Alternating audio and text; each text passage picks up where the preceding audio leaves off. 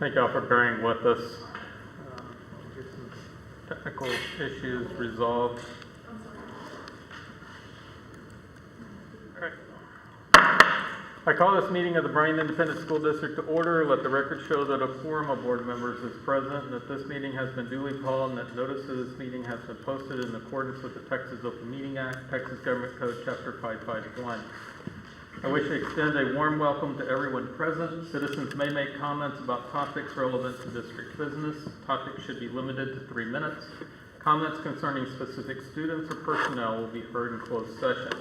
I ask you to please turn off the sound on all electronic devices. And as we prepare the pledge, I do want to say thank you for those that postponed their presentation from the workshop to this week. We did not have a workshop due to the snow day last week, so thank y'all for meeting this evening. And at this time, if you please stand for the pledge.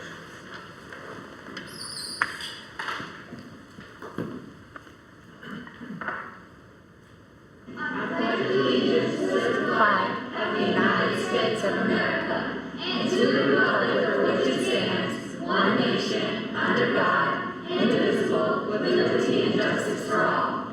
Now the Texas flag. Honor the Texas flag. I pledge allegiance to the Texas, one state under God, one and indivisible.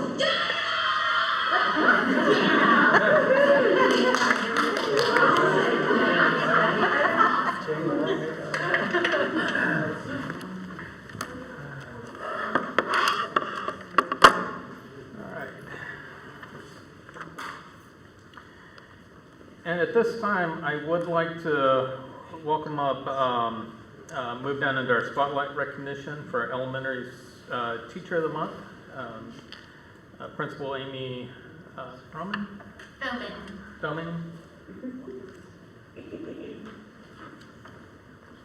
I told Mr. LeBlanc I feel like a kid in a candy shop because I am so excited. I'm going to make you come stand up here with me. But this is all about you, girl.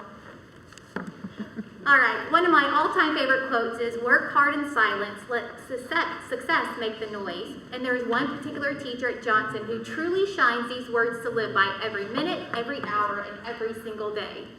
Carmen Garcia is entering her 4th semester at Johnson Elementary as well as in Bryan ISD, and she has been making incredibly loud noise since day one.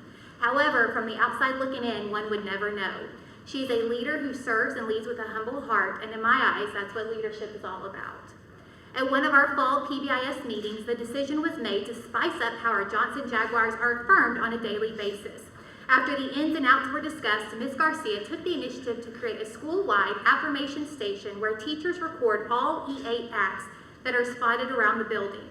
Every morning, Ms. Garcia has the updated list ready to go before the wheel is spun to celebrate the day's winners. When December arrived, Ms. Garcia created homemade Christmas ornaments with random acts of kindness listed on each one for all teachers to use as they saw fit. It was an unforgettable moment when I walked in a classroom and was overwhelmed with compliments by each student. It took me a minute to figure out what the reason behind their big, bright, suspicious smiles, and when they told me compliment the principal was their ornament of the day, I joined in smiling bright. Another out-of-the-box initiative involved Ms. Garcia making a class Christmas card that was sent to all families to spread holiday cheer. Not all students get to experience the joys Christmas cards bring, and for each of them to take part in the giving and receiving was something they will never forget. What really brings goosebumps is seeing students still carrying their class's Christmas card around. That in itself is a perfect example of success making the noise. By consistently leading the 3rd grade team in math instruction during weekly PLCs, sharing new and innovative ideas to not just her team, but to the entire Johnson faculty, stepping in to help substitutes, getting all students in the school involved in special projects, and taking on additional duties and/or responsibilities, you can see that Carmen Garcia is not only a leader, but a noisemaker who always makes an impact.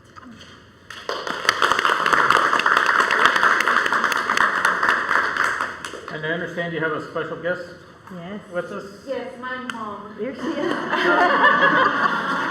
She came from Mexico. She traveled all the way from Mexico. Isn't that cool? And also her original supervising teacher when she did her student teaching, and this was her supervising teacher. Yes. If you want to swear anything during this too. Come on, family. Thank you. Y'all just show me where to go. Right there, Ruby, you're gonna turn and face the You give me camera. your camera, I'll take the picture. Face away. You're so nice. Thank you. Hi. You are a wonderful example that parenting never stops. And that it makes all the difference This way a little bit. forever. Oh, thank you. Perfect, very good.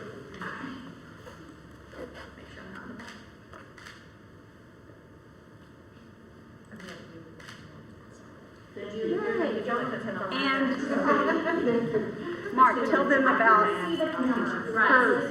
And also presenting, we did not have BBT here today, but they did send a gift card. So we want to thank BB&T.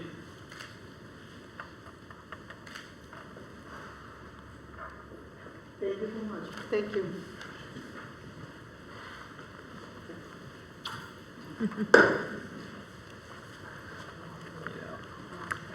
And our secondary teacher of the month is you knew that, is on a CTE conference. Right. So the secondary teacher of the month is out of town, so we will catch that individual next at the next board meeting. And at this time, we also, I'll go ahead and read the annotation. It's School Board Recognition Month, as you can Mr. Hayes, probably go ahead. tell. This is a time that is set by Governor Greg Abbott. It's declared January 2021 as School Board Recognition Month as a tribute to the hardworking school board members who play such an important role in our communities and schools. Although showing appreciation should be a year-round process, taking advantage of the designated month ensures that these important people receive some of the thanks they deserve.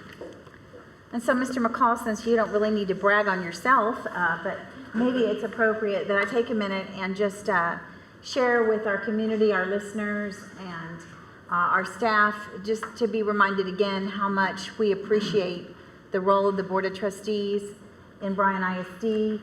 As a reminder, it is a completely voluntary job and one that is just entered into with commitment and really looking for the best interest of all of our children. And we see this every day with our board, and we are so grateful. And so I also wanted to just read at least a part of the governor's proclamation that Governor Abbott has for all boards of trustees across our state. And it's quite lengthy, but as we continue to face the unprecedented challenges presented by the coronavirus pandemic, the importance of ensuring a better tomorrow by sending our young people bright and precious futures have never been more pressing. And so as he starts and then he concludes, at this time I encourage all Texans to join in recognizing and celebrating the work and the success of our many school board members across Texas, and to remember that the children we nurture today will become the leaders of our state and our nation tomorrow. So what an important calling that you have, and so thank you so much from all of us, Bryan ISD, for the work that you do, and also for Ms. Davis, who is home ill, that we don't want to forget her. We appreciate her service as well. Thank you. And there are quite a lot of tokens of appreciation from the children and the campuses throughout our district, and I know that you're going to truly enjoy seeing all that they've written to you and that they have gathered together for you. So, enjoy. Thank you.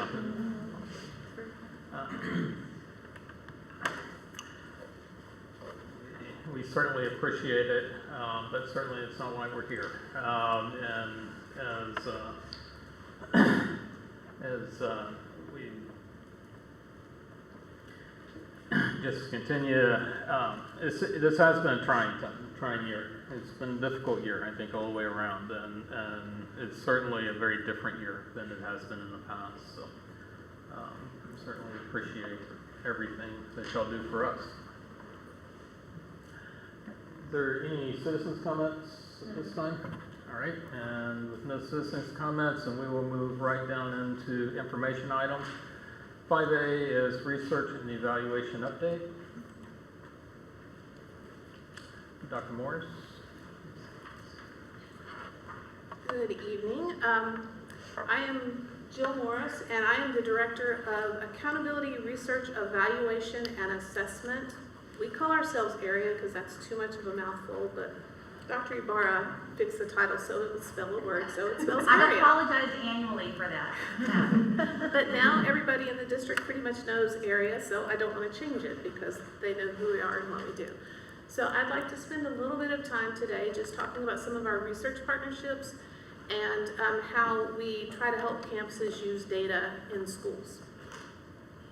So we have designed a research application process that anyone who wants to do research in our district has to go through and fill out an application. Then it's reviewed by a standing committee of 3, and then we bring ad hoc members in depending on the topic so that we are sure that we have experts reviewing this, any of the research applications that come through.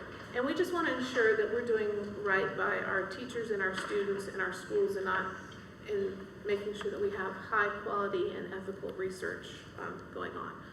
And so just to give you a little bit of background, I started tracking this in August of 2015, so it's been a while, but you can see that between then and June of 2020, we've had 107 applications submitted. We've approved 85 of those. We've declined 19, and then we asked 3 to revise and resubmit. During that time, I've also written 27 letters of support to various researchers who were trying to get grants, mostly from the National Science Foundation. I'm saying that we believe their research is valid and would be interested in participating if the grant was actually funded. And I thought it was interesting that 20 of the projects during this time were from Bryan ISD employees who were working on advanced degrees. So I thought that was kind of an interesting fact. So in the last year, we've had fewer applications, partly due to COVID, and we've approved 7 of those. 2 have been declined. And during that time, I've also written 11 letters of support for various researchers. I think it's important also to know that several of the projects from the 1920 school year have been extended through this year because researchers weren't able to finish because we were shut down. And the researchers were great. I contacted them and said, you can't do research right now. We're trying to just manage to get through the rest of this school year. And they were all great. And so we've extended our timeline to allow them to finish up their research. So I just want to show and highlight a few of the projects that we have going on. Making the Maker with Dr. Quack has probably been our ongoing project. It was going when I started back in 2015 in this job. So it was originally at Neal. It's expanded a little bit, but Dr. Quack and his team use making to teach some of our most difficult science projects. And they also work on building the students' self-esteem in their belief in their ability that they can be engineers, or they can do well in math and science. And so that's been an ongoing project. Just to show you a little bit of the diversity in the projects we have, we also have been working with Dr. Newell, again at Texas A&M, in effective literacy screeners. So us and other districts, and trying to find out which literacy screeners are best for our English learners. That's a relatively new project. Project ETEL, I always get this wrong, Empowering Teachers of English Learners, but it's Project ETEL, and that's a project, again, it's been several years, but any teacher in our district can work through and participate in this project, and it helps teachers get certified in ESL and bilingual, which is an important need in our district. And so they receive professional development and mentoring and coaching to get them ready to take those certification tests. And then if they pass the test, they can also, the project will reimburse them for the fees for taking the test. And so that's been a beneficial project. Some of the other ones, Dr. Harlan's working at Davla, and so that's been a good project from last year. A new one that we've just started is this mental health needs of migrant workers, and it's with the UT Health Science Center at Houston, and it's just working to find ways to better support our migrant families. Project Moodle. I love the names that come up with some of these things, but it's massively open, online, professional, individualized learning. And this one is another one that's designed to support teachers and administrators of English language learners. And so through our work with this project, now teachers and administrators can go and take these courses completely free of charge, and they complete modules in whatever areas they're interested in, and they can earn continuing education credits and just have a chance to network with other people around the nation, really. And then this is probably our newest one, even though we've been working on it since fall of 2019. But jointly with A&M, we submitted a grant to the National Science Foundation fall of 2019. Right during the middle of the pandemic, I'd say April, May, we found out it had been funded. The total award was a little over $1 million. David Reynolds and myself were co-investigators, and one of the reasons we did that was because after the project is over, any of the equipment and things that were bought with our portion of the money get to stay out at the CTEC Center. And so this is a really interesting project to me because it's a 2-year project, and the students that participate through a class that David Reynolds has worked out, and it's a class that several of them in this robotics and manufacturing take anyway. They'll get to take a project from conception to delivery. So they'll get this is what we need, they'll design it, they'll build it, they'll test it, they'll manufacture it, and then they'll actually deliver the project to the consumer and then provide support. And for the purposes of this project, it is items that can be used in the maker spaces that are at the elementary schools. So it's, I think, a pretty innovative project, and we've worked with Dr. quite a bit, and he'll have a lot of grad students that will be out at CTEC working with the students, and so this one is going to be, I think, a very interesting project and beneficial for our students. So before I move into the data part, are there any questions about the research partnerships?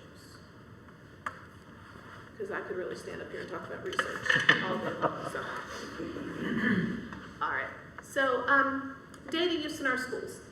And we wrote this goal just as kind of a way to keep ourselves focused, because we do so many different things and are involved in so many different areas in our department that we wanted to be sure that we were really focused on data.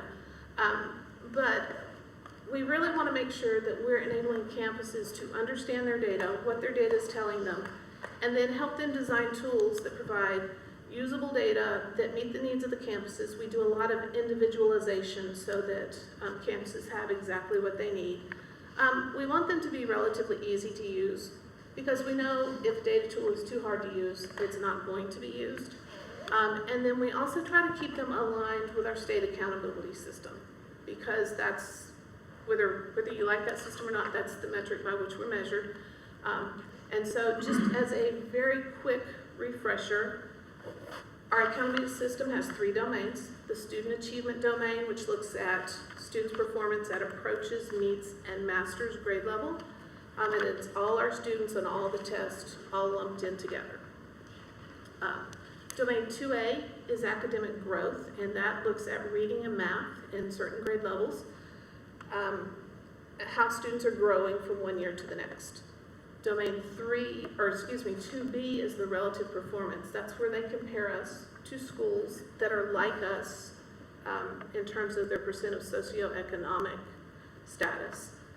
And then domain 3 is the state's compliance with all of the Every Student Succeeds Act, where we look at all of the different subgroups by grade level. And so we try to keep those things in mind when we're designing data tools, so that they're useful and we can speak a consistent language when we're talking about data in our schools. So I just want to take a little bit of time to tell you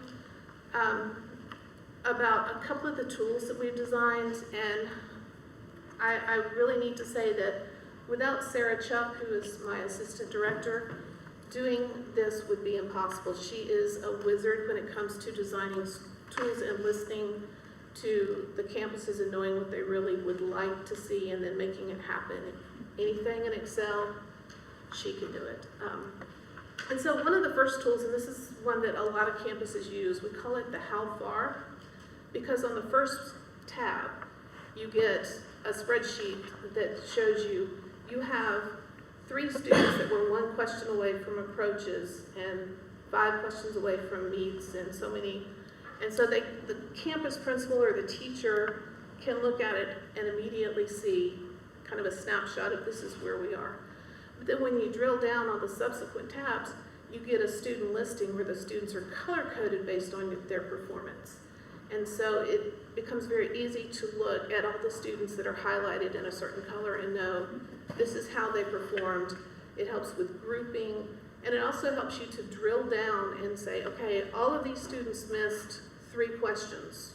And then, was it the same question? Was it the same SE? How do I know where to go from here? And so that's a very useful tool. It also has some other features. It gives an overall accountability prediction and that sort of thing, but the individual data piece is really the powerful piece of that tool. The assessment quick look is just a very quick snapshot that we update after each district-based assessment or each benchmark that just gives you the percent of students by campus, subject and grade level at approaches, meets, and masters. And so it's basically a quick look. You can use it to kind of pinpoint areas that might need a little more investigation, and that's the purpose of that tool. December when I was here, we talked a little bit about the college career military readiness tracker, but that takes up a lot of our work with the high schools is being sure that they're on track there. Now the growth tracker is one that I could show you because it's actually one of our tools that is a single page. And this is something that was specifically designed at the request of some campuses, and we've probably been working on this 3 or 4 years. It started out very basic, and campuses keep saying, can you add this, can you add that? So we work with them and add. So the basic idea of this one is, if you look across the rows, it says Star of 2019. And you've got names, and all of this data is made up, so I'm not violating any federal rules. This is one of the ones we use for training. So across, if you look at the rows, it's divided up into did not meet, approaches, meets, masters. And you put the students either handwritten or typed, depending on the campus principal's preference. You list the students based on their performance in 2019. And then the columns are their current performance, so it makes a matrix so you can see how they did in the past plus how they are doing right now. And that tells you a lot of information that you don't get from just looking at a test score. Because I can look at Carolyn, which is on that top row, and she didn't pass the test either time, but she's in the green box. Oh, and I should have said this, if it's green, that means they're growing, their scores are increasing, so that's a good thing. Blue means they're staying about the same, and then the red means they're moving backwards. So I can tell lots of things from this box. I know that Carolyn, while she's still not passing, she's growing. So as her teacher, I know that would be very encouraging to me. But then I can also look at a student like Bethany, who is on the bottom row in the middle. She was at Masters on the 2019 Star. Now she's back at approaches. That's something as a teacher I need to address. And so a lot of principals have their teachers do this, at least after the benchmarks, and some do it after each district-based assessment, so they can track student growth and how students are doing. We also use this with our DRA and EDL assessments with our younger students who don't take STAR, and we do like a beginning of the year compared to the middle of the year or beginning of the year to the end of the year. And so we use this tool in lots of different ways, and one campus wanted to do a goal, so we put a spot up there for them to do the Domain 1 goal, but it could be a Domain 3 goal or whatever goal they wanted to do, and so we try to customize it. But Sarah creates these for each campus by teacher at the beginning of each year. And then all they have to do is print another copy for each assessment. So the teacher then has 6 to 10 of these growth trackers that they maintain throughout the year that they can use when they're making decisions about their students. It also gives you a very quick, if you look at that master's column, those students in that master's column, they obviously mastered this topic. They need some sort of extension. They don't need remediation. So while I'm remediating the students who didn't, it's a quick grouping activity. And so, we add it and change things on it every year as campuses come up with new ideas. So it's always a document that we're looking to improve. But does this data come from another form, or is she having to sit down and put all this data in for every person? It comes from another form. She's amazing at writing formulas, and some of the campus principals actually have us just create a template because they want their teachers to actually write or type in the names. Because to me, there's a lot of power in having to write Bethany's name in that block and know that she went backwards. But the whole purpose of this is it shortens the time that teachers are doing, like filling in numbers in a spreadsheet, because we've automated as much as possible. And they can look at having conversations. And I've been in some of the PLCs and seeing conversations had around this tool. The actual data entry or discussion of the numbers is very short. And then they move to, all right, what are we going to do to help this student? What are we going to do for this group of students who obviously mastered this? And I think that's where the power in these tools that we try to create, hopefully, is we don't want teachers just entering numbers in spreadsheets or cutting and pasting, because that doesn't do anybody any good. We want them to make educational decisions for students. And so that's what we've tried to design all these tools with in mind. And so just the last thing I'd like to share is just these are some of the other fun things that we get to do. We also oversee all the state and local assessments.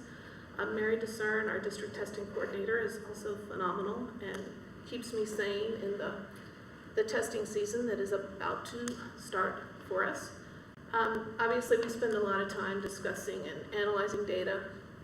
Our goal, it sounds terrible maybe, but I would like to put myself out of a job because our principals become so proficient at data that they don't need me anymore. I don't think necessarily that will ever happen, but that's kind of our goal, because we want to teach them how to analyze the data. We've talked about tracking data a lot. We also spend a lot of time trying to understand and communicate our state and federal accountability systems to people. I do program evaluations, and then we do a lot of consulting services where we're just sitting down helping campus principals set goals or work on some other special project that they have that might involve data. And then any other ideas that anybody has, we usually like to jump in. Dr. Morris, do all the stakeholders that might be in a meeting, whatever the meeting may be, about a student, can they pull this up? Or is this only data used? In other words, would a counselor make a diagnostician or somebody be able to go in looking for one student to discuss across the board? A lot of it depends on how the campus has structured it. We are very, very careful with student data because of FERPA, and it's just the right thing to do. And so some of that depends on how the campus has saved it. We don't do massive spreadsheets where just anybody can get access to stuff, so it's pretty locked down.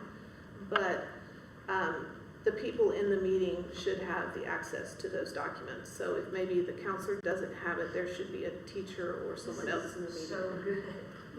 This is like... Remember the days when we would have all like pieces of paper and we would try to say, okay, this child is in this pile and these children need help here. We used to have to do everything by hand, but they've made it so sophisticated. It's beyond just technology. is truly making it user-friendly for the Well, teachers. I don't remember the paper stacks, but I do remember spending all day inputting data and thinking at the end of that day, this is absolutely insane because we did not talk about one strategy to impact the data.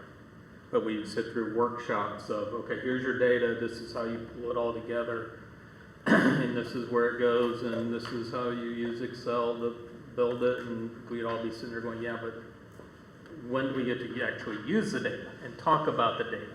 So I do appreciate the fact that there is value in handwriting, you know, and writing in the value and getting to know. There's also value in those meetings of being able to get to the data and really be able to focus in on the strategies as a collective. And I think they're and I think that value will show. My question comes back a little bit, probably a little bit higher up than this, and that is, this is all great, the analytics that we provide the teachers, that it sounds like we're building in-house, and there's tremendous amount of stuff that you can do in Excel and Google and spreadsheets, Excel primarily, and databases. My concern is what happens when Sarah gets recruited away, you get recruited away, somebody else that's owning this, and really kind of my question is there a system out there that we might be growing into? Not that but now that we're getting people used to this data in a very real-time methodology, I would challenge, I think from IT and the technology committees and everywhere else to look at how do we make this systematic, where it's where it is a system there. There will probably always be customizations that we have to do on the external part with that data. But I think I don't think you work yourself out of a job. I think you become so dependent that it becomes crippling if you leave, right? If we're not careful there, and so, which is a good place to be, but we want to make sure that that we can continue this practice, well into the future and not have to go back and try to figure out. So it feels, especially if we're getting multiple campuses across the board asking for different views, different approaches, they're getting comfortable with the data and where we are, kind of with the A through F, and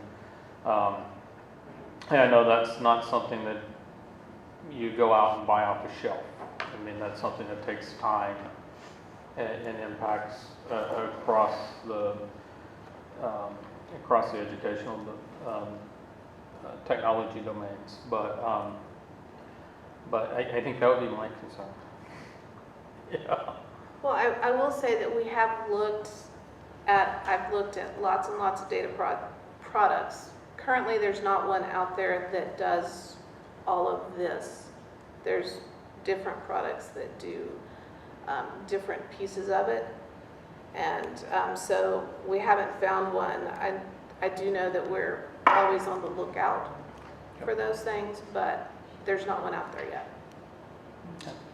I just because the name always sticks in my head, and because whenever I bring it up, somebody says, well, it's way expensive, way too expensive.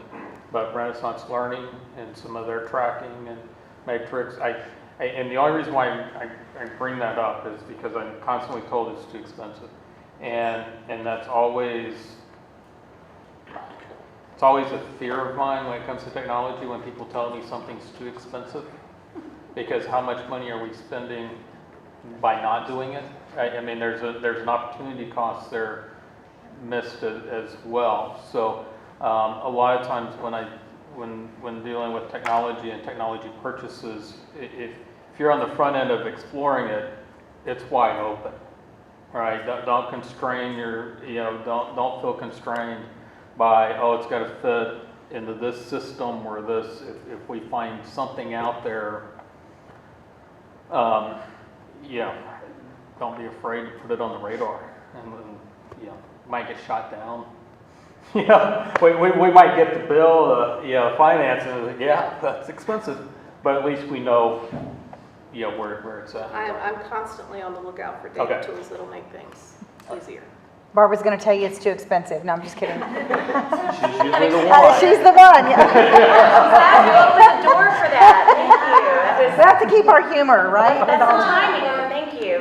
Actually, we do have a committee and a large committee from Teaching and Learning, along with Dr. Morris and a number of others, researching Renaissance 360, as well as MAP by NWEA, to provide a more globalized growth measure that's ready and on demand for our teachers.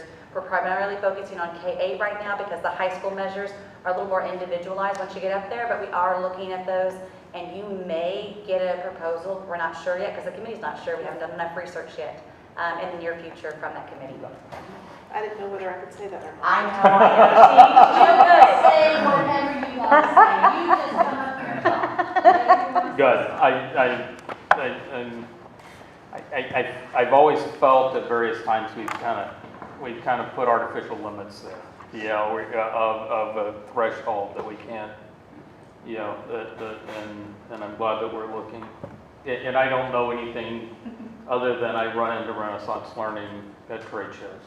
And that's all I know about them. So I have no. I ask for lots of stuff, so. She does, yes. Good. Well, that is, unless you have questions, that is it for me. Thank you. I love the color coding. I like things that are easy for people to see and easy to explain to other people, and the color coding on that, like even when I looked at it before the meeting, I could understand what you were talking about. And I think that's really important because sometimes we do data presentations and the data is so hard to understand that it doesn't translate to anybody but us. And so this makes it very, like, I knew what you were talking about, and that's always a good test. Well, I've always been of the idea that we should have useful data, not necessarily more data. And I agree. Thank you so much. Good job. Thank you. I feel sorry for districts that don't have you. Yes. Right. All right, and next up is District of Innovation Planning Renewal Process and Timeline. Thank you. Dr. Morris is a hard act to follow. I don't have any fancy data. I just have a information item. It's just, I want to thank you for the opportunity to come in and share a little bit of information because I will be circling back in March with a request for you to consider approval. So tonight, again, is just information only to talk to you about the District of Innovation and the renewal process. So what is the District of Innovation? I know we've got a new board member. We've got Ms. Davis, unfortunately, who's not here, but I'll get with her outside of this to make sure everyone understands. Plus, it's been 5 years since you guys took action to establish this status for Bryan ISD. So what is it? It was a concept passed into law back in the 84th legislative session. That was in 2015. It came out of House Bill 1842. You probably remember the hype across the state. Everyone was talking about District of Innovation. What does that mean? How can we become one? So the district certainly started the exploration process. The purpose of District of Innovation was to offer all ISDs, public schools in Texas, the access for flexibility and innovation. The process is driven in Texas Education Code. Any public school in the state of Texas could meet the criteria for eligibility if they were rated acceptable. They had to have a particular rating. To navigate through the process, you had to form a local innovation committee, and that was certainly done. It was a comprehensive group of people in the district, and they had to develop a local innovation plan, and that too was done. The plan had to be vetted by many different stakeholders, including a district level advisory committee. In our case, for our district, it's the District Educational Improvement Committee, also referred to as the DEIC. And then ultimately, it had to come back into the boardroom for the Board of Trustees to take action. And of course it did. So I'm going to walk you through a little bit of history just to remind you, again, about what happened 5 years ago. The journey began in November of 2016, right on the heels of that House bill coming about in Texas. The school board at that time approved a resolution that initiated the process. Right after that, in December of 2016, the Local Innovation Committee was formed. Again, it was a very comprehensive committee, very collaborative. Some board members were actually a part of that process. The committee met multiple times, again, vetting it through different stakeholder groups, seeking lots of feedback, ultimately obtaining the DEIC approval of the plan. And then once that happened, flash forward to March of 2017, the plan came back into the boardroom, and the school board of trustees at that time approved the local innovation plan, and then the district was then designated a district of innovation. It was all submitted to the Texas Education Agency, and it became official. So once that happened, what unfolded as far as the plan, the components of the local innovation plan included some different things. Every district took a different route, but in Bryan ISD, we chose to seek statutory exemptions for the first day of instruction. And I'm just giving you the high-level overview, so feel free to ask questions. But you may recall that the state had a mandate that you couldn't start school earlier than the fourth Monday in the month of August. So lots of districts, including Bryan ISD, wanted some latitude with that. You know from all the times we come in here with calendar development, districts like to be able to control when to start, maybe a little earlier, maybe a little later, whatever the needs are, the will of the district. So we leveraged that, and we actually have that waiver in place, and we use it today. We're currently using it on the calendar that we're developing as we speak. The second waiver that the district obtained was regarding teacher certification. And the big buzz about that across the state, and we were no different here, is we were looking to leverage that for dual credit teachers in particular and our career and technical education teachers. And a scenario that was used here and across the state, for example, we know that to put a teacher in the classroom, they have to have certain credentials. They need a college degree, and they need a teacher's certification to teach their particular content and grade level. But I'm going to use CTE as an example. Sometimes it's hard to find, for example, a welding teacher or an automotive teacher or a construction teacher that has the college degree and a teaching certification. But we can find, for example, a welding teacher that has 20 years of experience that can come in with that field experience and teach our kids to weld and to be successful and to transition into the workforce. So this allows us to waive that credential, that certification requirement to hire those people in particular. We are not using it for other teachers. All other teachers must ensure that they have the proper credentials and certifications. But for CTE and dual credit, it has served us quite well here in Bryan ISD. Additionally, another waiver that we have is the minimum attendance for class credit. That's also known as the 90% rule.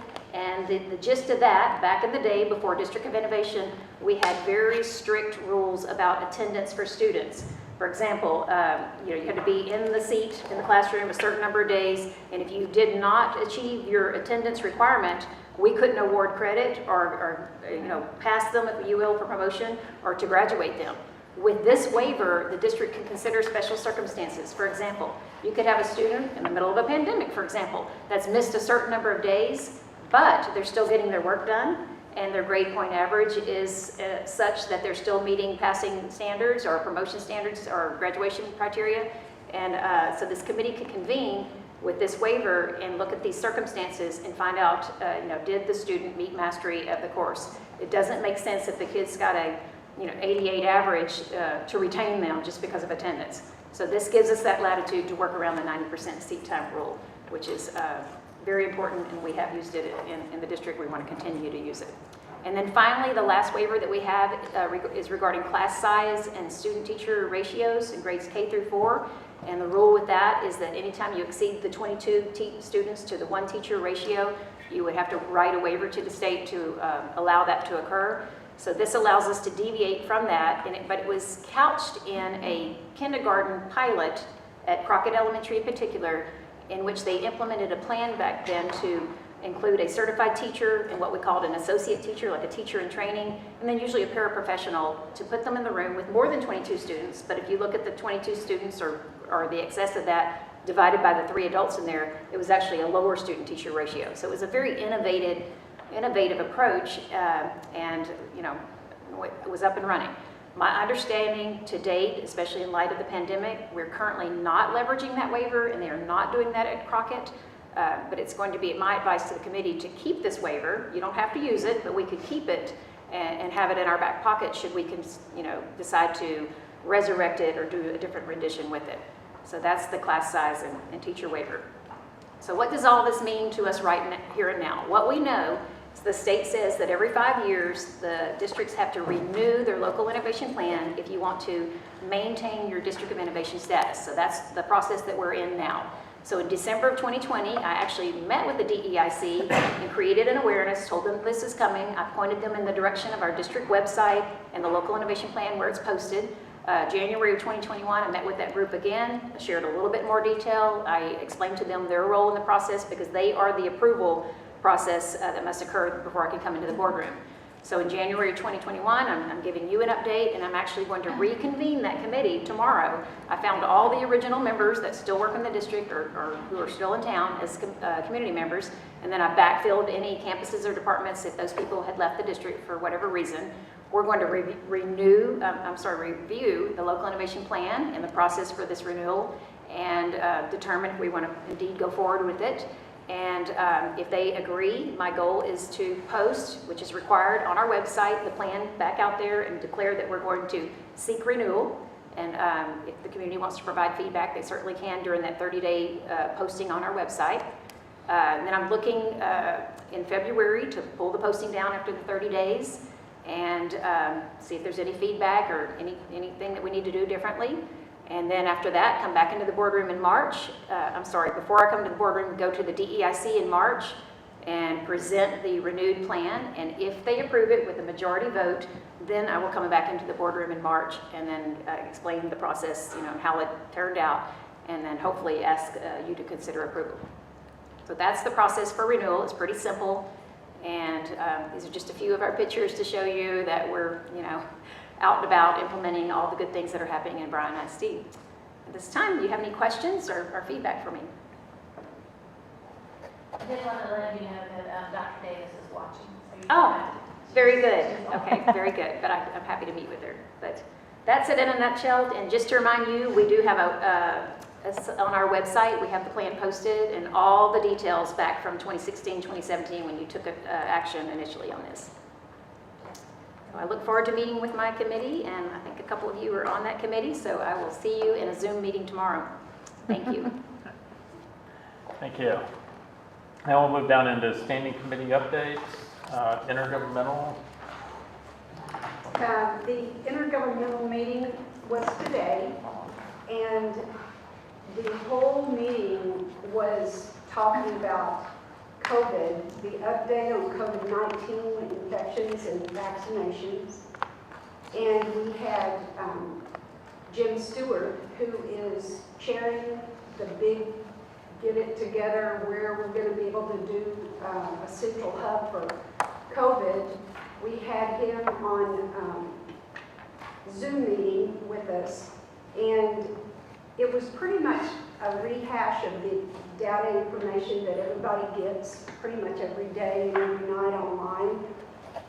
The main thing is the powers that be really want us to know the whole slowdown is due to just getting the doses.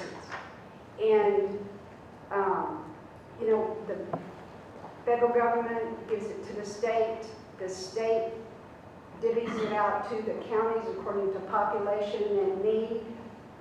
And of course, then you wonder, well, how do they figure out need?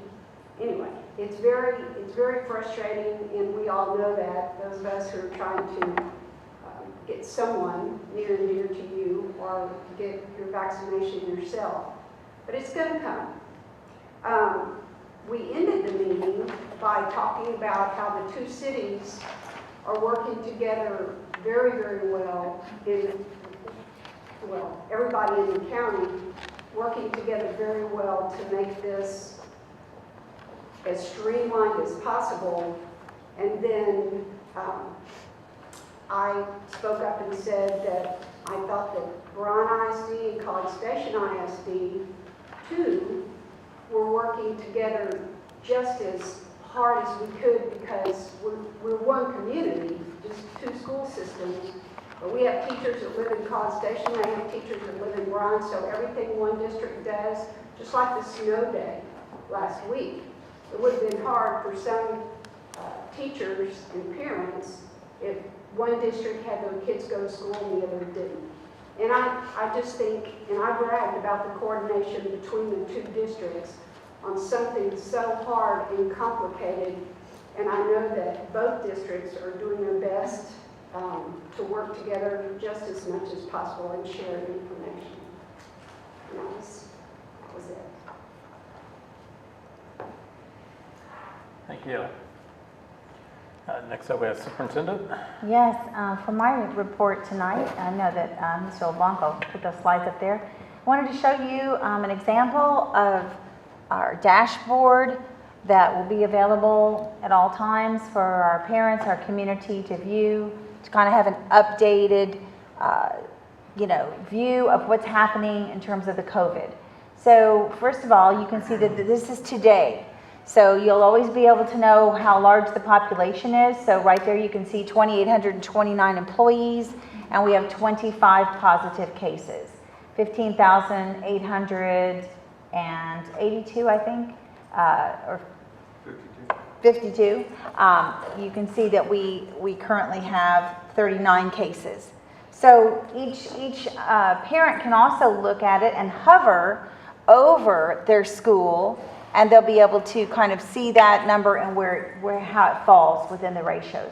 So we're adding this now, but we also know, so our debate was, do we also proactively reach out to parents when there's a case in the building? To remind you, the parents have been getting phone calls about that. Sometimes they're considered a bit annoying, but at the same time, it's our job, and that's what we've been doing, was to communicate. But on the next slide, you'll see that we're going to send them a letter, and it will say that there's a case in their school for them to know. And then, of course, it also references that they can check the dashboard. So we're just kind of cleaning that up a little bit, and hopefully that'll give a parent, even at one glance, who has multiple children in multiple schools, by going to that dashboard, they can check that out as well. So just to share that with you. Also wanted to just have a moment to brag on the bragging rights issue of the Texas School Business Journal that was produced. And this is a really, really big deal. So let me just preface by saying that. They select 12 programs across the state. They can be a variety in different domains with a different purpose. And the STEM Odyssey program that we have in Bryan ISD was selected. And so we're really proud of that, and just wanted to kind of take a moment and highlight. Of course, this is our Odyssey program that starts in 5th grade. Our students are identified at the end of 4th and goes through 8th grade, but then prepares students for multiple paths to go on in STEM up through some variety of programs with Project Lead the Way that we offer at Rudder, and then perhaps AP Capstone or CTEC Center and then over to advanced academics at Bryan High School through the International Baccalaureate, also possibly CTEC Center. So we have a lot of different offshoots that kids who have aptitudes in sciences and math areas can take.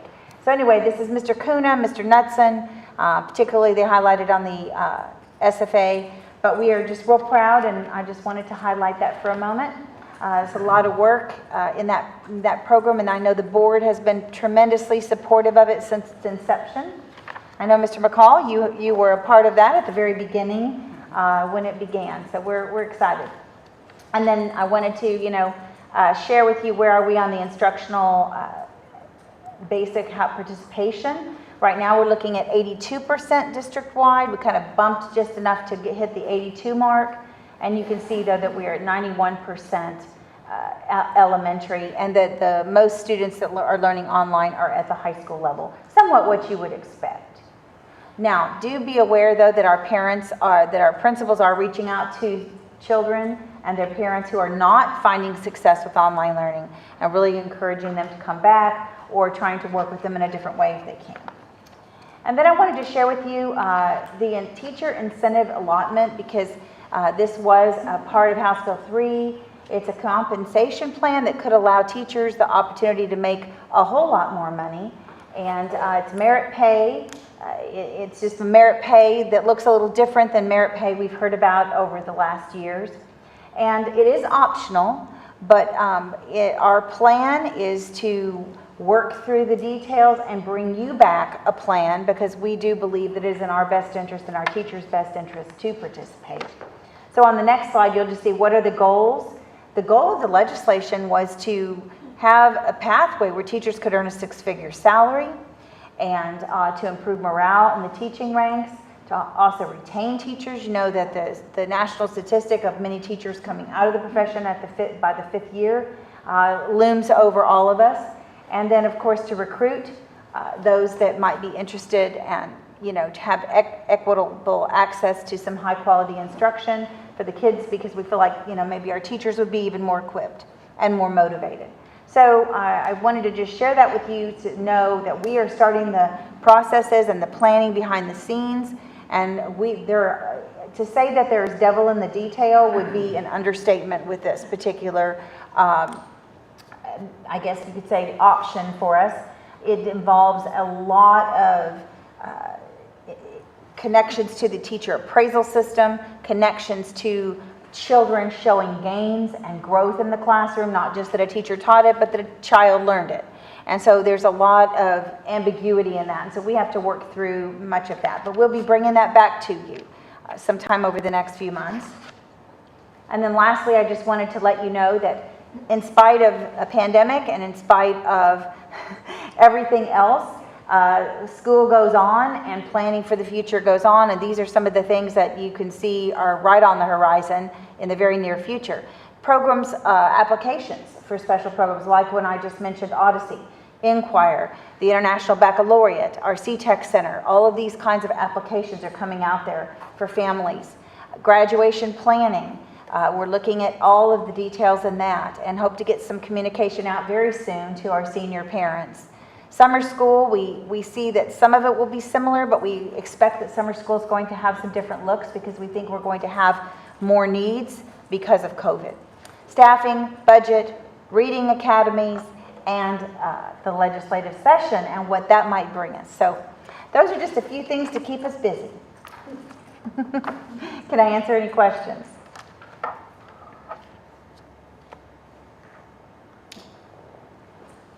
All right, thank you. And the Finance Committee met. Yeah, I can give that update. Most of what the Finance Committee talked about is on our agenda. So we did talk about and got an update on the audit of our annual financial report. So we've got a big binder. I'm going to work more about that in a bit. And then we spent some time learning more about the reading academies and the complexities that the state has put before us in trying to implement reading academies, and ways that we might help to compensate our teachers for jumping through the many hoops related to that. So on your agenda, you'll see an item later related to a $500 stipend for teachers who complete that rigorous program. Is there anything else? I think that was it. All right, thank you. All right, and that will take us down into items for discussion and action items. First up is the consent agenda. I move approval of all the items listed on the consent agenda as presented. I have a motion by Dr. Harlan, a second by Ms. Benford. All in favor? Aye. Okay.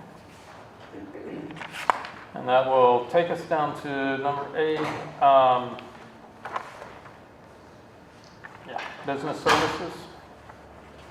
Consider approval of annual financial statements. Now, I do want to point out, okay, to both of y'all that are going to come present, it's a school board appreciation.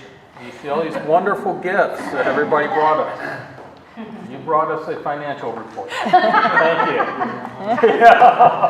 I'm sorry. It's a clean audit. There you go. And it's all good news, right? It's all good news. That's our gift, yes. All right.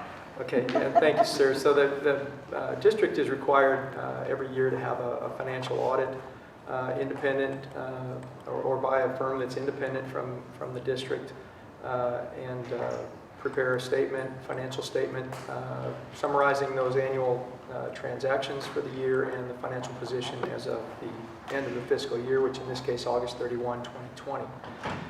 Tonight you should have hard copies of the report, and we have a partner from Weaver, Ms. Rebecca Goldstein, who oversaw the audit in preparation of the report, and she will give a in-depth review of the report. I don't know if anybody wants an in-depth review, but I will try to highlight. An overview. Yes, an overview. Yes, thank you. The first thing I'd like to go over is just this, mine's highlighted, but it's a little 3-page, this is just our required communications.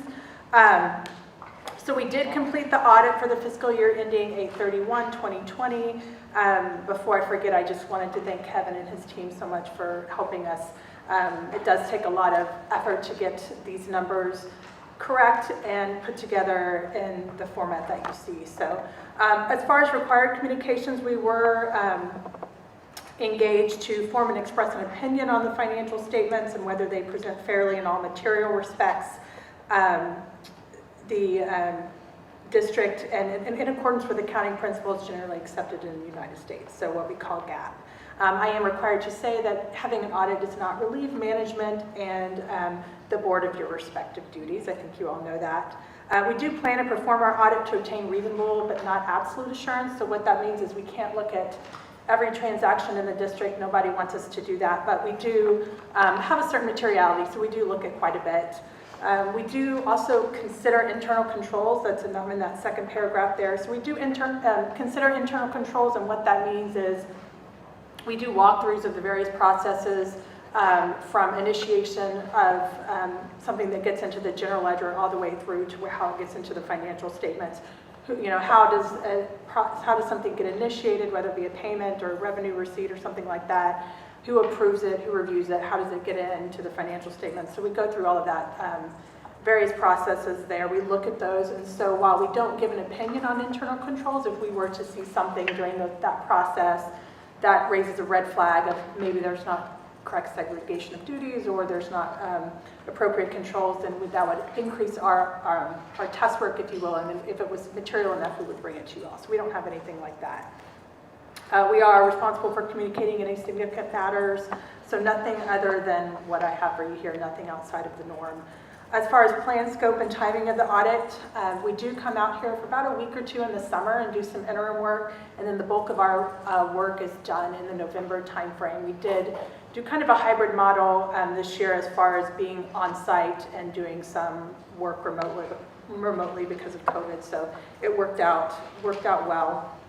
That last paragraph on the first page of the letter with respect to non-attest, non-audit services, really what that is about is we have to put that in there under government rules. It says we are required to be independent, and so anything that we do outside of the audit we call non-attest services, and that's really just the fact that we help prepare the report. So while the numbers in here are provided by management and numbers that we audited, we do put this report together for management with their oversight.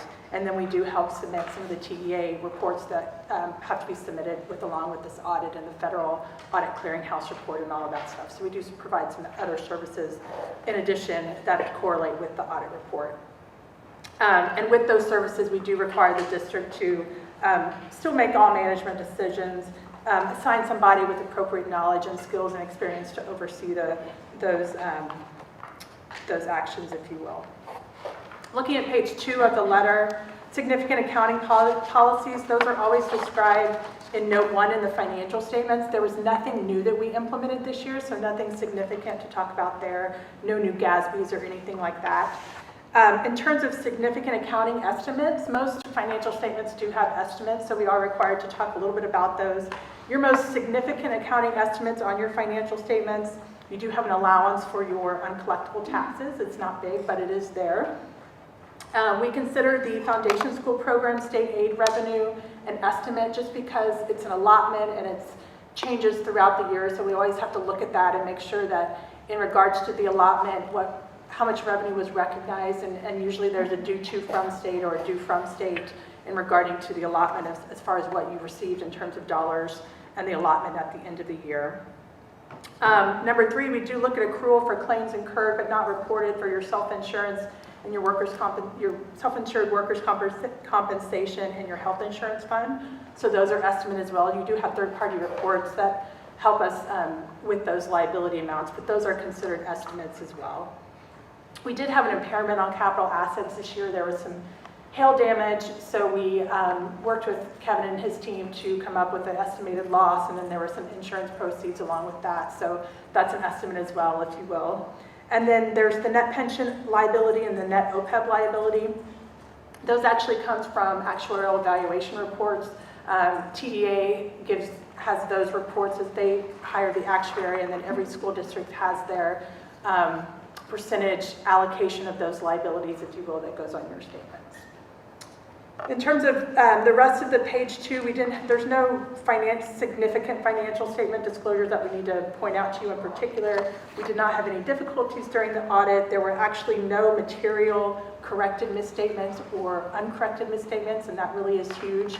That means that we were able to come in to the audit, the numbers were good. We weren't, like I say, kind of chasing a moving target. The numbers were good, and we didn't have anything material that we had to adjust. So that really speaks highly to your management team. On page 3 of the letter, we didn't have any disagreements with management. We do require management to sign what we call a management representation letter that just says, we have provided you everything that you have asked for. We think the information we provided is true and accurate. We didn't hold particularly mislead you in any way, anything like that. And that's all standard. We're not aware of any other management consultations with other accountants, and there's no other significant matters to discuss. So that is my required communication right there. And then I will go over just some highlights of the annual financial report. I know you all can read the 100-page document tonight if you have problems falling asleep. And I know I think one person was talking about color coding. I was like, oh, that would be so cool if we could color code this and we could make it exciting, but that's just not how it works, and I don't think TA would accept it that way. So if you open this up, and I just flagged a couple of key pages I wanted to go over. On page 3 is the independent auditor's report. So that is actually the opinion that we provide, or one of the opinions, the main one. You can read it there, but it is an unmodified opinion, and that is the clean opinion. It's the best you can get. It basically means that there's nothing to report other than the fact that we believe that the numbers are materially correct. It talks about our responsibility. We do give different levels of opinion. There's a lot of information in here, so really our opinion focuses on the financial statements themselves, and then there's some supplementary information that, of course, we always read and make sure it ties to the financial statements, but we don't necessarily do as much work on the supplemental information, so that's kind of what that says. If you look at page 7, that starts the management discussion and analysis. So that section does really come from Kevin and his team, but because it is management's discussion and analysis, TEA does require certain things to be in there. But I like it because it is a good highlight of the document, so if you didn't want to look at every single statement, it does pull out some highlights, and because your statements are a single year presentation, the MD&A actually does a little bit of comparisons from 19 to 20, so you can look at that there. I will say, if you look at the financial highlights on page 7, assets and deferred outflows exceeded liabilities and deferred inflows by 31.27, so that is your net position on your statement of net position, and of this amount you had unrestricted net position of a negative 50.2 million. That is actually pretty standard for all school districts at this point, because when you implemented GASB 75 with your OPEB liability, you'll see most districts now have a negative unrestricted position. So nothing to be of concern of there. The district's net position increased by 1.2 million, which is always good. When the net position increases at the close of the year, your governmental funds had a combined ending fund balance of 56.8 million, and that was almost a $10 million increase from the preceding year. At the end of the year, the fund balance for the general fund, which is where all your budgeting is, that was 47.3 million, and that represents about 32% of your general fund expenditures. So when you're looking at your general fund and where most of your operations come, if you look at the net position, we always like to look at the net position and compare to the expenses, and if you have a good net position that covers about 3 to 4 months, or at least 2 months of expenditures, then you're in a good spot, and you'll have about a 3 to 4 month cushion there, so that's a good place to be. The district's net bonded debt did decrease by about 6.4 million, and that's really was the payment of debt this year. So if you look at page 8, that kind of just describes the funds. Page 9, if you look under that government-wide financial analysis, you'll see a comparison of 2019 to 2020 for your district's net position. So definitely comparable to prior year. I will just, if you look at the net position there at the bottom, you'll see that your net investment in capital assets, it's where most of your net position is. That is really your buildings, your land, your improvements, furniture and equipment, all of that. That just kind of gives you an idea of how much of your net position, if you will, is tied up in investment in capital assets. And that number is actually net up the debt that's related to those capital assets. And that's important because you know that those aren't liquid, right? Those are not available for future spending, if you will. If you look at page 10, that actually gives you an overview of your revenue and expenses government-wide. So you can see most of your revenue, as you know, comes from property taxes. You have had an increase in your operating grants and contributions. And then if you look at your expenses, most of your expenses, as in prior year, comes from instruction. So you can see going down to that 2020 total column that you did have a change in net position of a positive 1.2 million. And then on page 11, it just talks about the different funds. So fund level accounting, again, is where the level of accounting that you budget at. So the major funds that we present up front are the bigger funds. So we always present the general fund. This year we actually presented the ESSER fund, which is the Elementary and Secondary School Emergency Relief Fund. So that's the COVID money that you all got. That was about 3.8 million that was spent before year end. So that actually got pulled up into a major fund this year. And then you have your debt service fund and your capital projects funds. And so those are really your big funds and where your big dollars are. So that gives an overview of those funds. And then if you look at page 12, it talks a little bit about budgetary highlights. There's actually a budget to actual in the back of the report as well. But if you look there, the chart at the bottom is the differences between the original budget adopted and the final amendment of budget adopted. And so you can see state funding was decreased due to ESSERs. So it was one of those things where they said, okay, we're going to give you federal money for COVID, but then we're going to decrease your state allotment. So that was kind of what happened in 2020.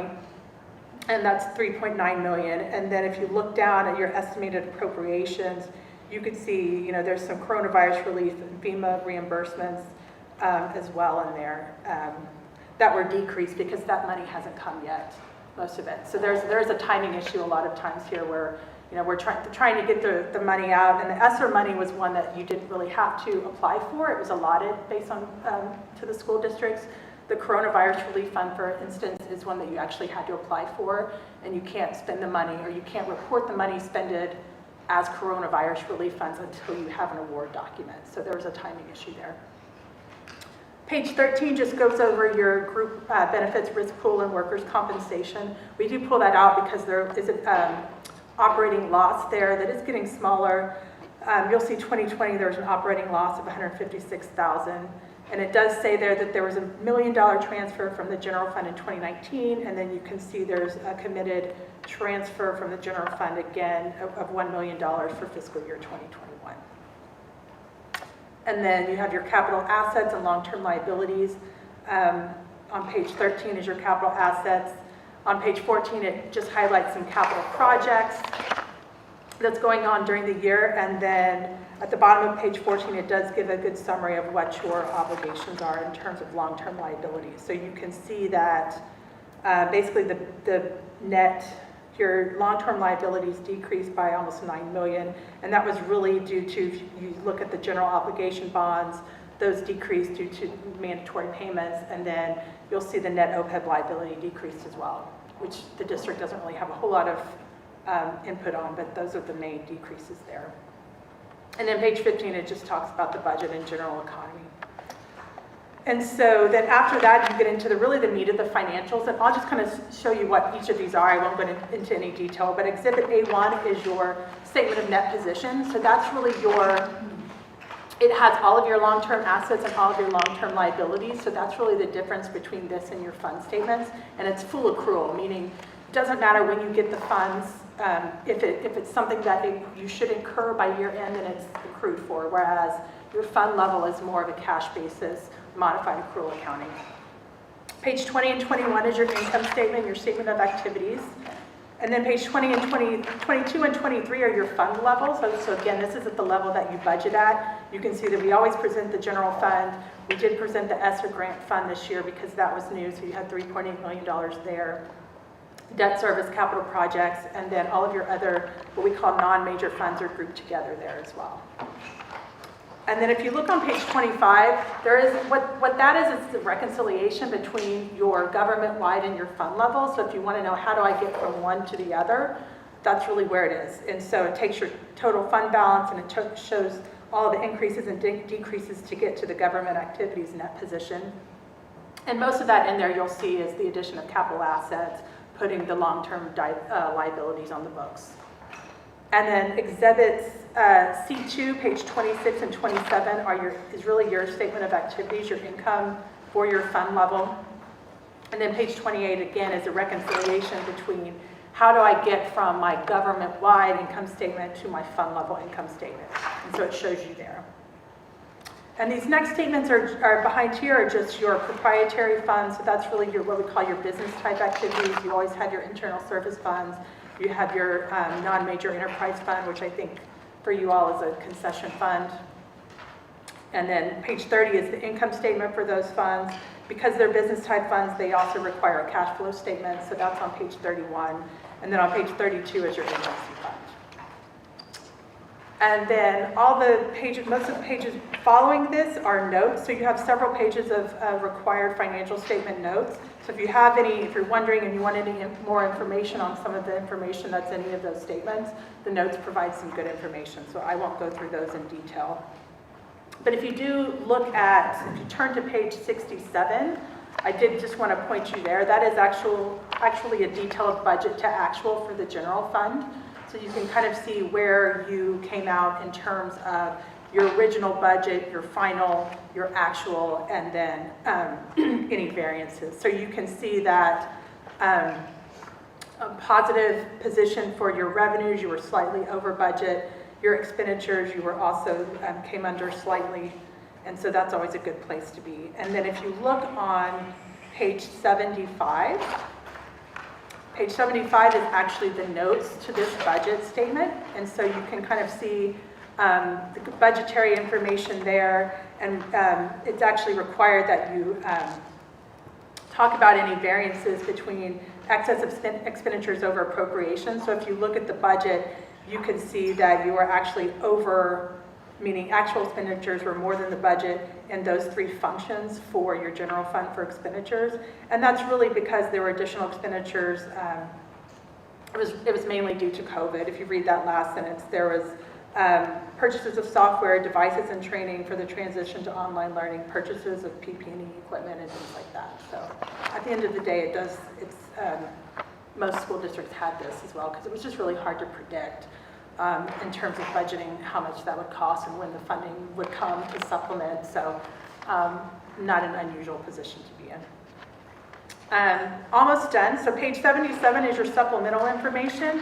That starts right there. Those are all of your individual funds, your smaller funds, if you will, that aren't presented in the front. So if you want to find a particular fund that's not presented, then you can find it here, and there's assets, balance sheet, and income statement for those.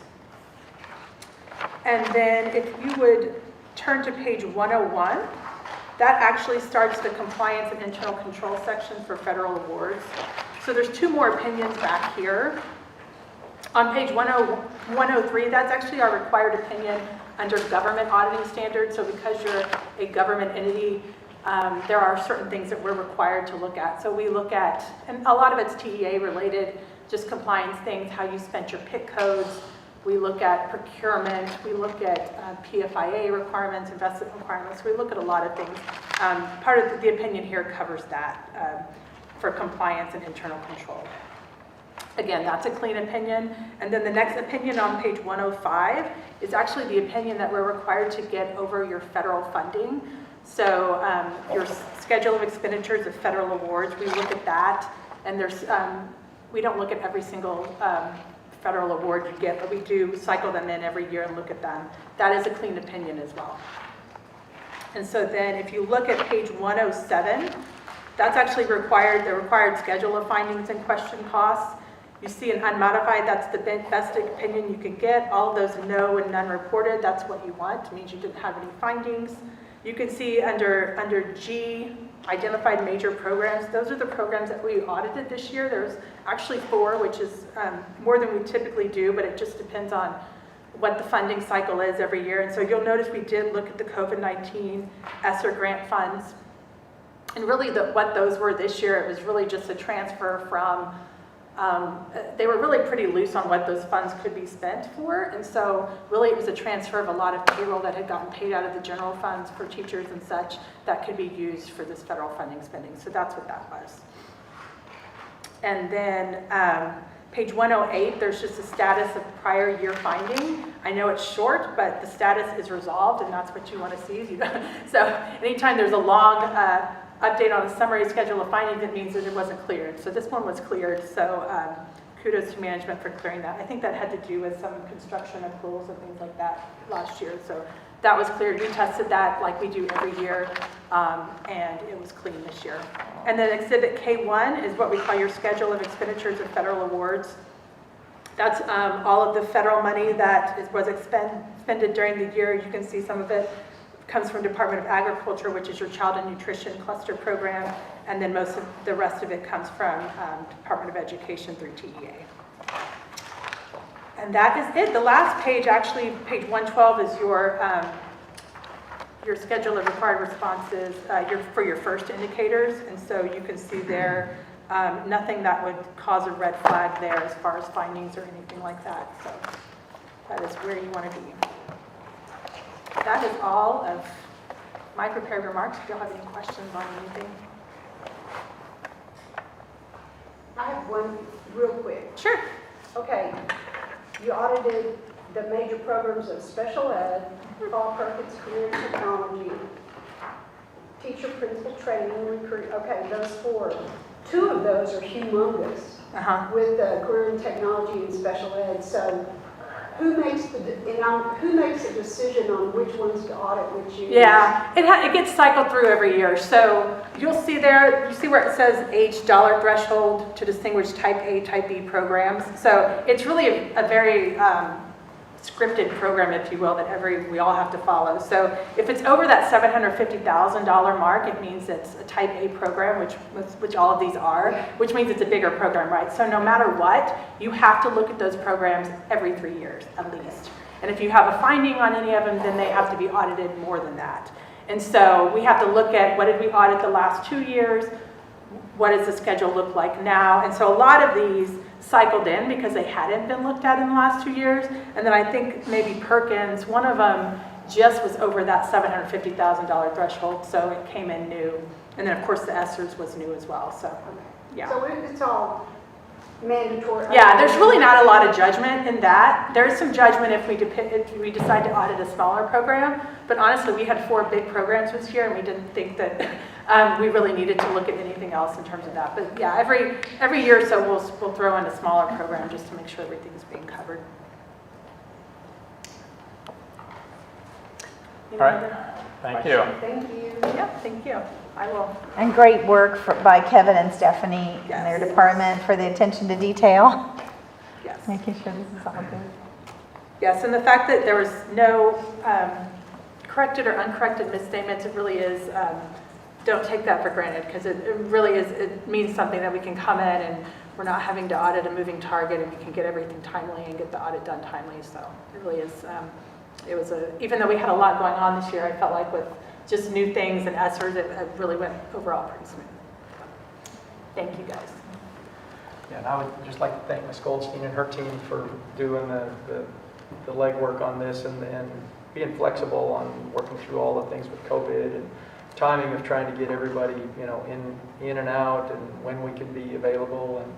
You know, it was just a bigger challenge than normal, which is something, but that's for sure. And then I want to make sure and affirm Stephanie, our financial director of financial services. She kind of oversaw the audit and was the liaison between Weaver and our people, and kind of kept all that going. Well, I got to go to all kinds of fun meetings and those kind of things, you know. So she's stuck in the office doing that, but they did an awesome job, and I appreciate the whole team doing that. Thank you. Thank you.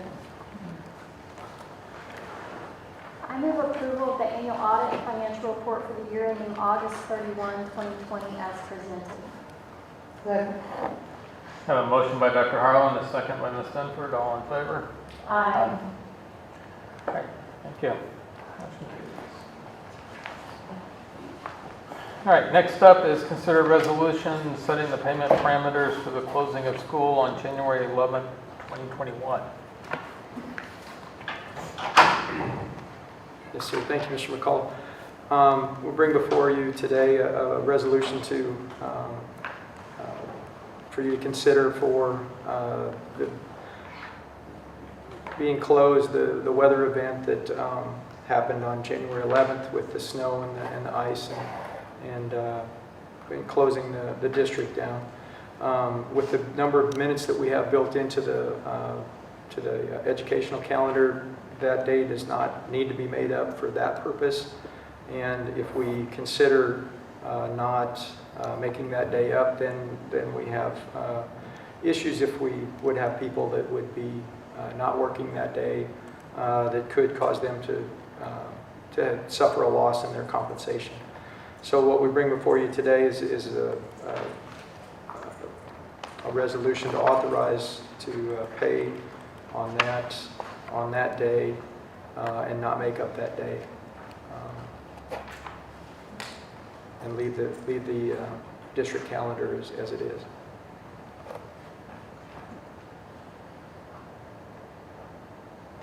Do we just need a motion on that? Yes. All right, I move approval of the attached resolution that sets the parameters for payment for the closing of school on January 11th, 2021. Second. The motion by Mrs. Swain, a second by Mrs. Waller. All in favor? Aye. Aye. Motion carries. Thank you.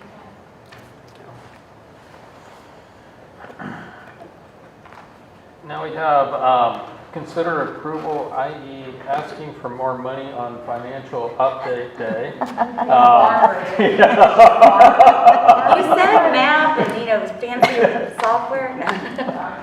Consider approval assignment for successful completion of the TEA Reading Academy. And I know Dr. Ibarra is going to go through it as well, but we did spend a lot of time on this within the Finance Committee. Thank you for letting me speak with you this evening and bring to you another request for funding, but I think it's one that's certainly worth our investment. As you all are aware, House Bill 3 mandated reading academies as required professional development for elementary teachers. And we were poised and ready to implement those this year. And we even adopted a calendar that built in time to help our teachers with that process. However, all of that was pre-pandemic, and so we had to make some adjustments. And I think wisely put a pause on the reading academies as we adjusted to what that norm would be this year for our teachers, our staff, and our students. And so we still need to move forward now that we're looking into 21-22. There is a finite amount of time in terms of the number of years in which we have to complete that requirement from TEA. And so we're bringing back to you again reading academies for the coming school year. The reading academies themselves are estimated to take between 60 and 90 hours to complete. There are actually 63 required module hours, but that's not the entirety of it. There are a number of hours spent on artifact preparation and submission, and then resubmission when needed as you're giving feedback. Part of this process, designed by TEA and by the state, it's a good process in terms of developing reading, the science of teaching and reading, and we're all very supportive of ensuring that we have the highest quality instruction in those formative years in reading instruction. This, however, will be a challenge in that our teachers will submit the artifacts, and they actually go to other cohort facilitators, and that's blind scored, and feedback is given across the state, trying to keep it transparent, which is honestly a good thing as well. All students who are aspiring to be teachers right now and are in college programs at the surrounding universities and across the state actually have an additional certification test to take now. So they will not go to the reading academies because they will have to take an additional certification test outside of it. It is called the Science of Teaching and Reading. So the reason we're here this evening is while our calendar committee led by Mrs. Carabine is similarly developing calendar options that build in time for professional learning for teachers and staff, we know that it won't cover all of the hours. Our teachers, our administrators, our dyslexia specialists, our instructional coaches are all going to spend going through this Reading Academy process because they have to obtain that endorsement that will now rest on their certificate to show that they are fully qualified to teach at the elementary level. Is there a cost for that certification also? So, I'm sorry to interrupt you. No, the endorsement right now, they're actually still, we haven't gotten a lot of information about that. It doesn't appear that there'll be a cost passed on to existing teachers to add that credential, but you have to have that endorsement on your certificate according to TEA. We haven't heard a lot about, well, what happens for those who maybe sit out for a 2-year period and stay at home and don't teach and then come back in. Are they highly qualified still to be certified to teach at the elementary level? And they're still kind of developing that information as far as I understand it. So the endorsement itself will sit on their credential. It will be there for perpetuity as they renew their certificates. But it will mean that the time that they spend on this professional learning will be done at the campus, but also outside of the school day in terms of artifact submission and preparation. We hope to develop a kind of a cohort spirit to it where you go through it as a team. Administrators have a cohort that's specifically designed for campus administrators, assistant principals, principals, all required to go through it. Instructional support staff, all required to go through it. Their cohorts look differently. There's a bilingual cohort versus an English language arts cohort. It might be that you are a 4th grade mathematics teacher and you really have an affinity for elementary mathematics. You are also required to go through the Reading Academy cohort and obtain that endorsement. And so we know that there's going to be a lot of teamwork in terms of walking through the modules, working through them, and supporting teachers. Part of that is to bring before you this evening a request for consideration for a stipend for those that successfully complete the Reading Academy process and invest those hours in professional learning to be a better service to our students. And so what we're asking for your consideration is for the 21-22 school year, a $500 stipend to be paid out actually at the start in the fall of the 22 school year. The Reading Academy process is an 11-month process. So you can begin in August, which means you have until the end of June to complete, where you submit your artifacts. We may not know until July how many successfully completed that process to be able to pay them out at the beginning of the fall semester in the subsequent year. And so that process does take quite a bit of time. You have 11 months only. If you start in July, then you must be done a month earlier. There are parameters to how it's implemented. But essentially, staff who are employed in Bryan ISD next school year, for the 21-22 school year, that we asked to complete this process. So it needs to be somebody that we've asked to complete the process, meaning they're currently serving in one of the roles where they would need that certification endorsement. They successfully complete the process and return to Bryan ISD in the subsequent school year to serve the students. We're investing in our teachers so they can invest in our kids. That we ask that they be paid that $500 stipend upon successful completion and return to the district. And so that is the request before you this evening. I like how you did that. Thank you. Because that was one of the things we talked about is, we want to reward our folks who are coming back to us. So I like the timing. And that our children benefit. Right. Yep. The teacher will benefit no matter what, because whether they're with us or they, move or whatever, they benefit by that learning. But for our children to benefit is at the crux of the decision. Sure. No, I like that. Oh, I have a question. Yes, ma'am. will this be tacked on to their 12-month checks? That's a very good question. It's a one-time stipend. Okay. It's a very good question. Thank you for that clarifying statement. That's important to make here. One-time stipend. I move approval of a $500 stipend for the successful completion of the Reading Academy professional development as presented. Second. Before we vote, I have one question. We're allotting money for a budget 2 years from now. Can we actually do that? Can we commit to a budget item? It's a stipend. Oh, it's a stipend, So we're but committing it's not to the going to be in stipend. effect until, it's not going to be awarded until the, August of 2022, so next fiscal year, the coming fiscal year. Am I right, correct to do so? it'll be 21, and you said it would be paid out in August or September? August. August. I think I was fall, but it is actually, we had the discussion as well about the fiscal year that it would fall under. So it'd still And so be it'd be the before 30. 21-22 fiscal year. Okay, I So feel it's better still, than it'd that. barely be within it. I feel better about that, because Yes. we're a couple of boards out there. Yes, sir. And making a commitment. Okay, I have a motion by Dr. Harlan, a second by Ms. Waller. All in favor? Aye. Aye. Thank you very much. Motion carries.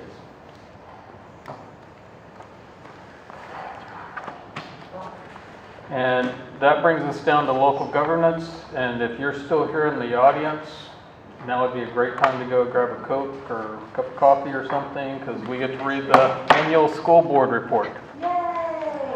Of the Board of Trustees, Bryan Independent School District Board of Trustees Continuing Education Report. For the record, this report would normally be given the last normal meeting prior to a normal election or school board election.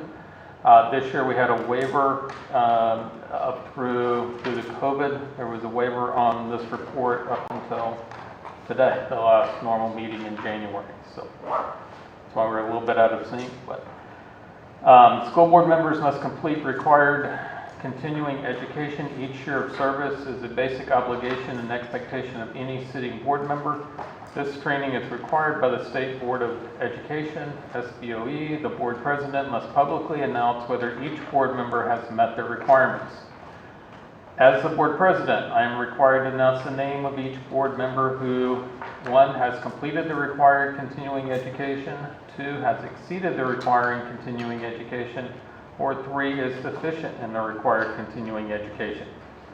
The requirements for training are measured from the anniversary date of the trustee's election or appointment to the board, or the 2-year anniversary of their previous training as applicable. There are 7 training areas for board member continuing education. 1 is local district orientation, 2, orientation to the Texas Education Code, 3, post-legislative update to the Texas Education Code, 4, team building, 5, additional continuing education, 6, evaluating student academic performance and setting goals, 7, identifying and reporting abuse, trafficking, and other maltreatment of children. To the extent applicable to each board member, I will announce the completion or deficiency regarding required training. For members who still have time remaining to complete required training, I will announce those board members who have scheduled timely training and those who have not yet scheduled the training. At the conclusion of the announcement, I will announce any board members training in excess of the continuing education requirements. 1, local district orientation. No new board members were required to complete local district orientation training for the time period covered by this announcement. Orientation to the Texas Education Code. No new board members were required to complete orientation to the Texas Education Code training for the time period covered by the announcement. And just to recap, this was prior to the last election. So next year we will have a board member that these would apply to. 3, post-legislative update to the Texas Education Code. No board members were required to complete post-legislative update to the Texas Education Code training for the time period covered by this announcement. However, the following board members have completed post-legislative update to the Texas Education Code: Felicia Benford, Julie Harlan, Mark McCall, and Ruthie Waller. Team building. Note the entire board and the superintendent must participate in the annual team building session. This training should be completed by the time of the annual announcement. The following board members have completed the annual team building training: Felicia Benford, Fran Wayne, Julie Harlan, Christy Whitbeck, Mark McCall, Ruthie Waller. 5, additional continuing education. Note 10 hours for first year members, 5 hours for subsequent years. The following board members have completed the additional continuing education requirements: Ruthie Waller, Felicia Benford, Julie Harlan, and Mark McCall, and Fran Wayne. Missing a name there. I know because you're an ex, so I know you're good. Evaluating student academic performance and setting goals. The following board members have completed the biennial training on evaluating student academic performance and setting goals: Felicia Benford, Fran Wayne, Julie Harlan, Mark McCall, Ruthie Waller. Identifying and reporting abuse, trafficking, and other maltreatment of children. Note this training must be completed every 2 years. The following board members have completed the biennial training on identifying and reporting abuse and trafficking within the past year: Ruthie Waller, Mark McCall, Julie Harlan. There's no one that is deficient in it or missing it at this time. Exceeded required continuing education. Board member Ruthie Waller exceeded the required amount of continuing education training by 26.50 additional hours. Board member Fran Wayne exceeded the required amount of continuing education training by 32.75 additional hours. Board member Felicia Benford exceeded the required amount of continuing education training by 27.25 additional hours. Board member Julie Harlan exceeded the required amount of continuing education training by 22.25 additional hours. Board member Deidre Davis exceeded required amount of continuing education training, is not applicable. Board member Mark McCall exceeded the required amount of continuing education training by 20.25 additional hours. And that concludes the reading of this year's training report. During board appreciation I know. month, when we're reminded it's a voluntary job. I Thank felt you. like I was reading STAR test instructions there. And you did great. All right, at this time, the board will now convene in closed session to discuss the following items as allowed by Texas Government Code Chapter 551.071 and .074. No voting will take place in the closed meeting. Any action of the board wishes to take as a result of discussion in closed session will take place after the board reconvenes in the open meeting. It is now 7:46.